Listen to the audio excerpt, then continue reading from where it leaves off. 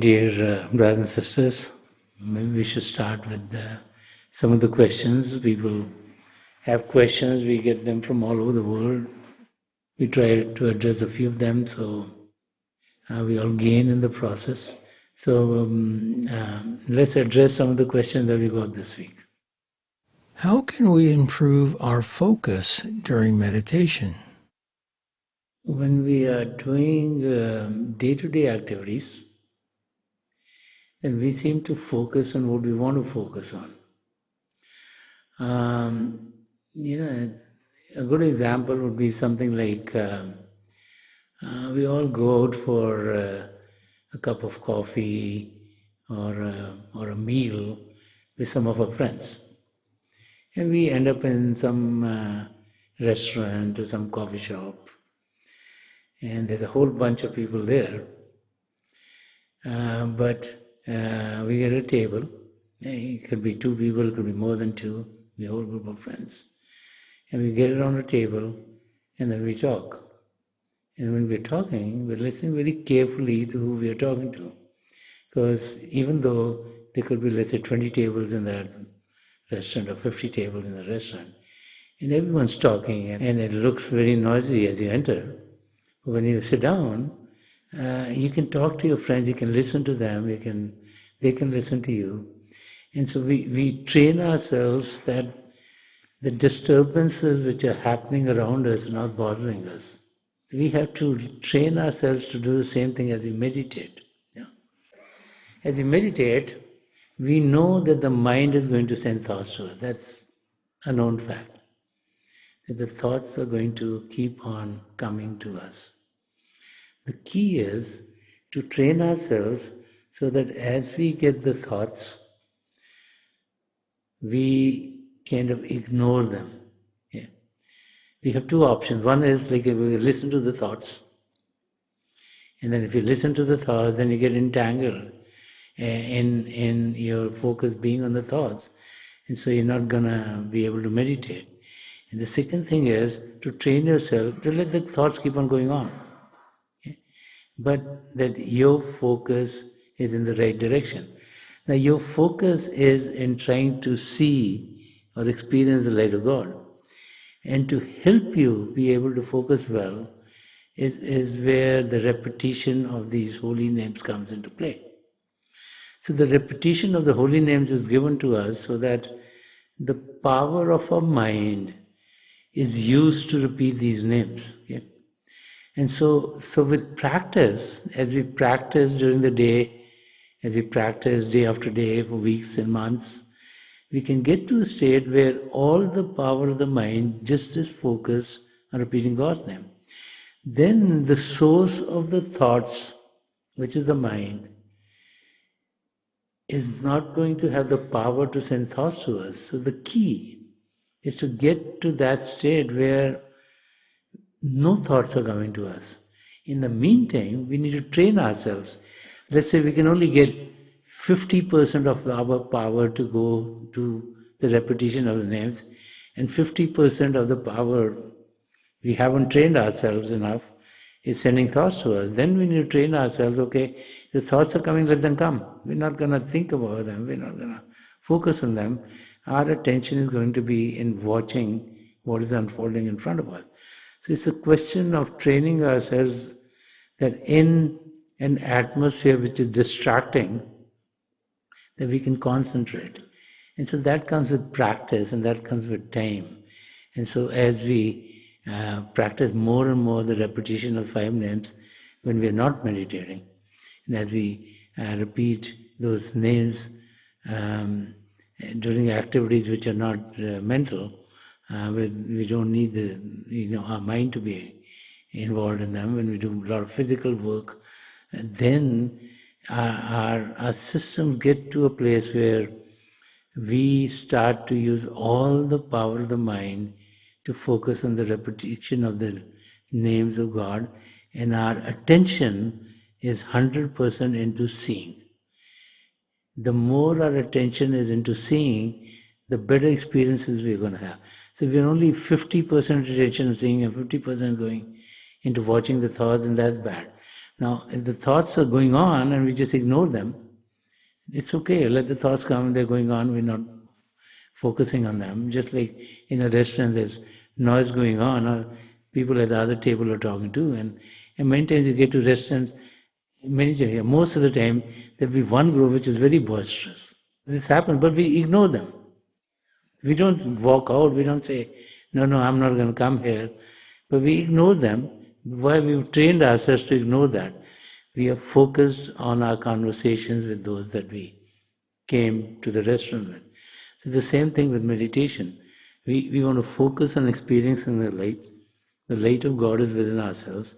And so the key is to train ourselves so that in an area where there will be distraction, the thoughts are a distraction, our focus remains on the divine light. How can we accept and deal with the process of aging?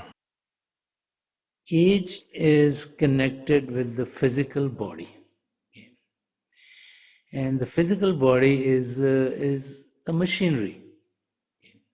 So all mechanical instruments are going to have difficulties with time. Let's say you have a machine which is running. Even a good example is the cars. We all own cars, right? So you can drive them for 5 years, 10 years, 15 years, 20 years, 25 years, 30 years.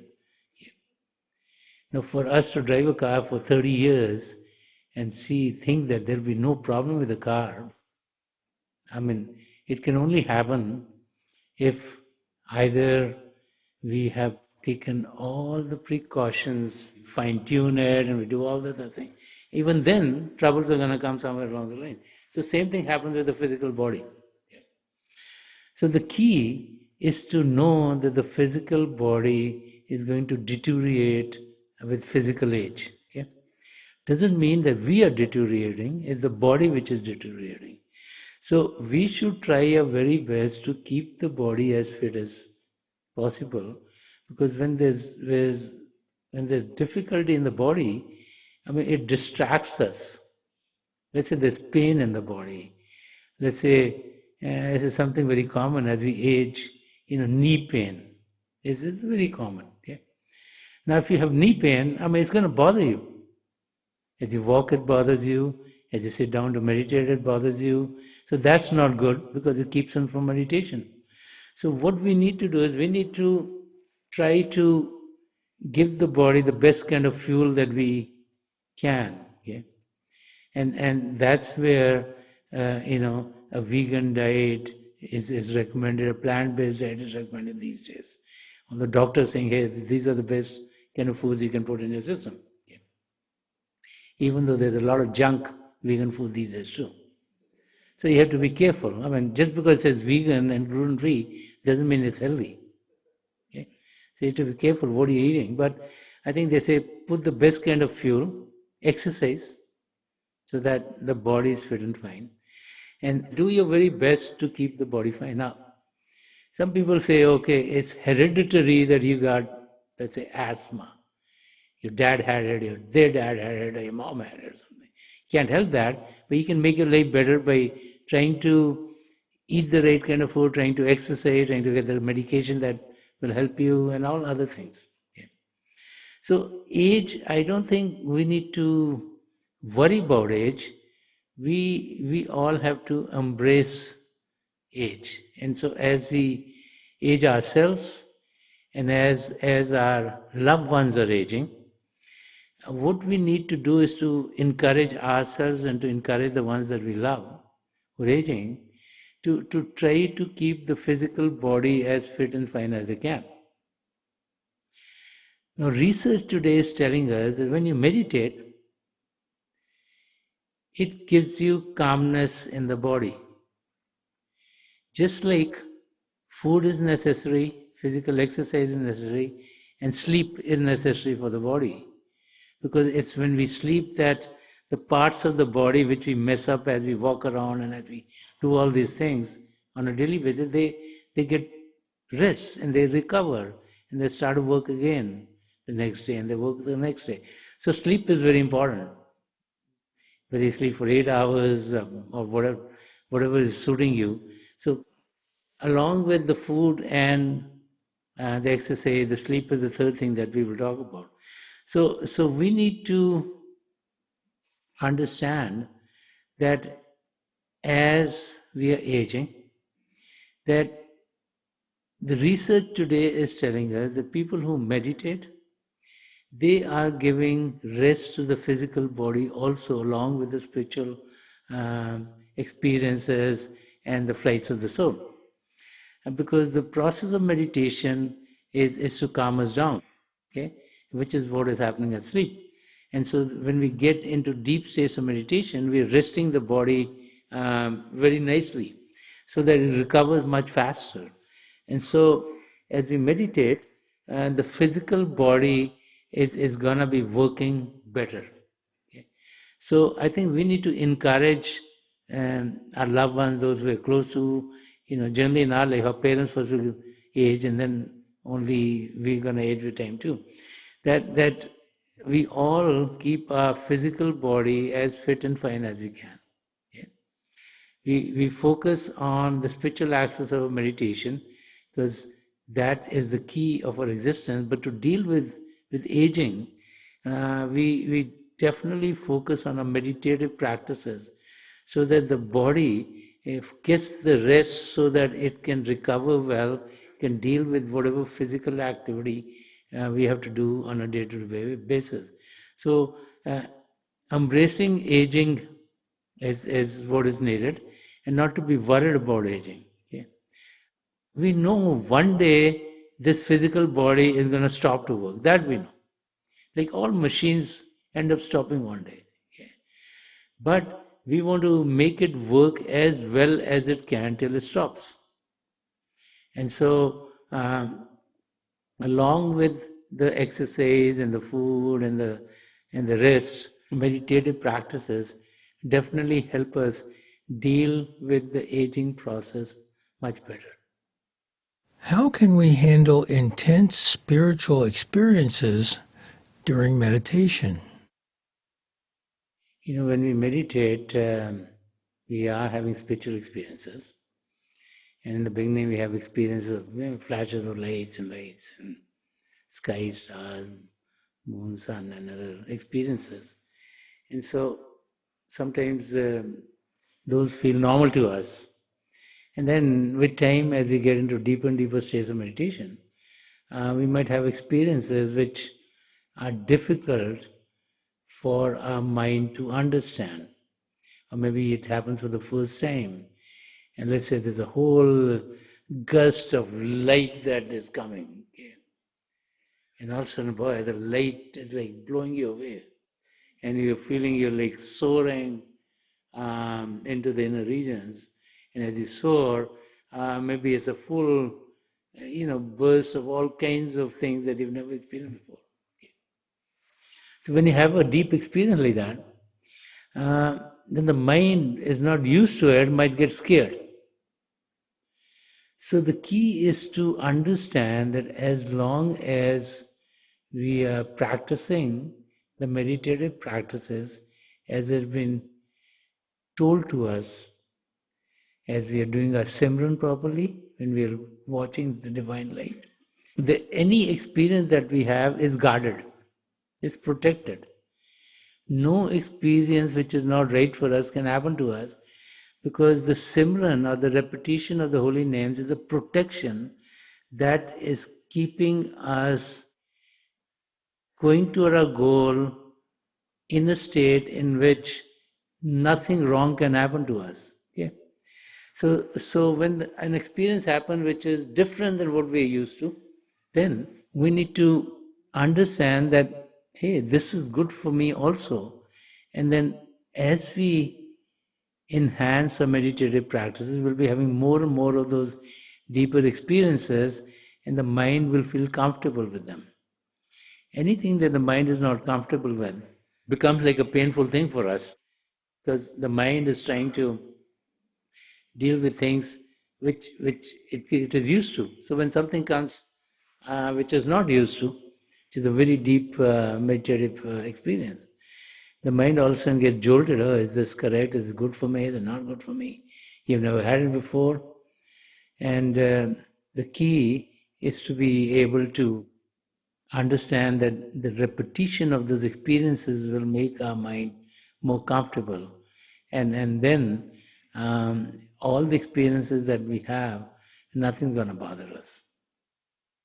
What can we do if we feel left out or not accepted by others? There are times when we feel like an outsider. There are times if we move from one arena to another, that it takes a while for us to be assimilated in the new environment. But generally what happens is, we as human beings like it within ourselves when we can put the blame on someone else. We as human beings don't want to put the blame on ourselves. Okay? So many times the people who complain about they are not accepted are the ones who recluses themselves. Okay? So it's very easy for someone to say, oh, this person is not making me comfortable. But how are we dealing with that person ourselves? We need to take a look at that. We need to look at how we behave with someone. Are we open? If we are expecting something, do we give something in return? Okay? And if we're always blaming, okay, this person is not liking me, okay, or that person is not liking me. So if all the people around us we feel are not liking us, then there's something wrong with us. We need to look at what is it that we are doing to make them feel uncomfortable. We should put ourselves in their shoes and see, are we behaving with them in a manner in which is congenial for them to behave with us? Are our responses fine with them? Are we accepting them in our own being? Or we are always there to take and say, my way, and this is, and we keep on just thinking, oh, because they are different from my way, they don't agree with my way, then I don't need to relate to them, but I want to complain about it. Okay? So I think mostly we as human beings don't introspect. We think we know everything about the other person, and we think we know how they are thinking, even though they haven't said anything, but we think that we know how those guys are thinking and how they're going to behave, because in our head we have made these preconceived notions. Okay? So the key is to introspect yourself. See, are you a person who's inviting? Are you a person who someone would like to talk to? Are you a person who, when you're with them, you bring some joy in their life, some happiness in their life, you will talk about some positivity, or are you a person who's always saying this is wrong and this is wrong and this is wrong and fix this and fix that? Who's going to like you? So parents have to be loving to the children for children to respond to them properly. And parents in their head might think, I'm fixing the problem. Okay? The parents might think that I'm trying to make the child better, but if all the time the parents are only looking at the negativity and doesn't even encourage the kid will never gonna come out and be like a good human being. That child will think that they're like oppressed all the time. And so it's the same thing with an individual. It's like as an individual, we need to look at how is it that we deal with someone else. Okay? Be happy in what you have. Don't keep on complaining, this is wrong, and this is wrong, and this is wrong, and this is wrong. And just put the blame on someone else. Because all these people who are saying, I'm not being welcome, are the ones who are really, you don't want to be with them actually. Because they don't look at themselves, because they behave so badly with others. So people say, yeah, why should I waste my time with this person? After a while, if they're related to you, then they'll stand it for a while. But if they're not, then after a while, everyone, how much time do we meet with someone else, okay? For 8-10 hours we are sleeping, right? We go to work, And there we meet a few people for some work. A lot of people now working from home. They don't even go out. Okay. So how much time do you really spend with people? Maybe half an hour a day, maybe an hour, and that too, everyone's doing this and that. And in that time also, if all you're talking about is this problem and that problem, so what is coming out of that conversation? This life is given for us to be happy. This life is not given to us to complain and complain and complain. Because complaining doesn't solve anything. One, it makes the person who you're complaining to feel bad. Two, it's making you feel bad because you're thinking, oh, I'm giving so many good suggestions, no one's taking it. So we need to look at ourselves and say, how are we behaving with people? Am I a person who is accepting others? Or I want others to accept me, but on my terms. That's the problem. We want to be accepted on our own terms, and our terms might not be correct because we are not looking at ourselves properly. And our terms are my way or the highway. That's the problem. So if the person really wants to live a life nicely themselves and for their loved ones, they should take a good look at themselves. And it's only then that they realize that they are the ones who are the troublemakers actually. They're the ones who create the problems in those situations. They are the ones who need to fix themselves. Most people are very good at heart. People are not conniving that they want to all the bring trouble to your life. They have enough troubles of their own. But we think, oh, this person is bringing this problem to me, this person is this problem to me, that person is bringing this problem to me, and then we keep on kind of blaming others and say, oh, we are not being accepted. So I would say one should take a good look at themselves. One should understand that sometimes there's some karmic reaction that are bound to happen. I mean, not everyone gonna be on the same wavelength as we are. It's gonna be different wavelength. Not everyone gonna agree with what we say. It's okay. We live in a very diverse world. People have different feelings. People have different thoughts. People, do different ways of doing things. We need to be okay with them and say that's okay. It's not the end of the world.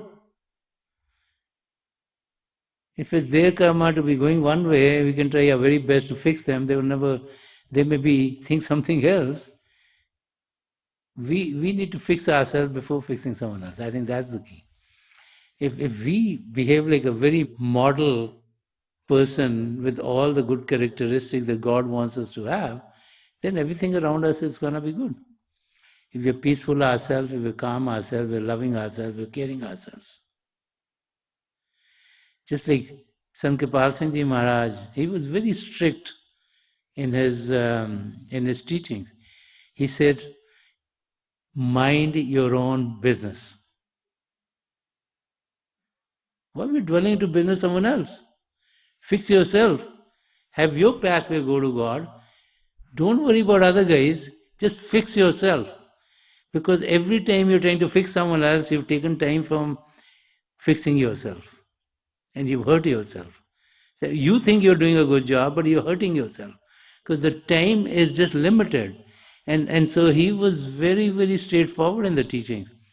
Mind your own business. And those people who are focused on trying to fix themselves are the people who are going to get to their goals. Otherwise, life goes like this and like that, and your time is gone, you haven't done what you should for yourself, and then the time comes and the physical body says, okay, this is it, I'm going.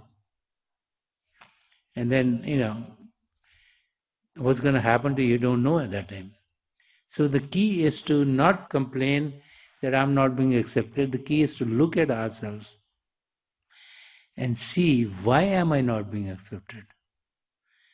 And if you really look at it, it's ourselves who are in a state where we don't accept others because we want others to behave with us in the manner we want to behave.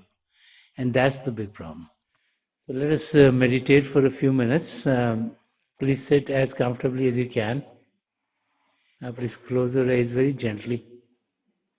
Like we close them when we go to sleep. Our eyeballs should be straight, focus 8 to 10 inches in front of us.